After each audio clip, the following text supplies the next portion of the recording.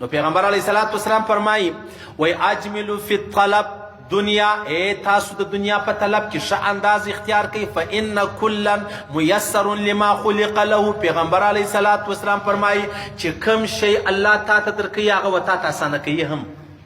چې کوم شی الله تا ته درکوي هغه الله تا ته اسانه کوي. چې کوم شی نه درکوي نه درکوي هغه به درته ګران کړي، هغه به در مشکل کړي، خالي به تا ستړی کړي، خالي به تا ستړی وستومان کې ملاویږي به نه.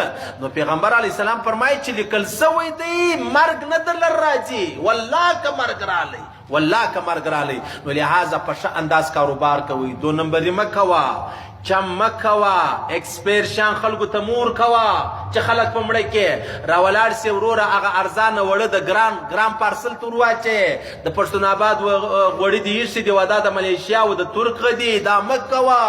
د لوی دي په خپله ګوټونه جوړ کړي دي دا باټا او پلانه، دا مه کوه. ځه نو اوس په ټولو خبرو پسې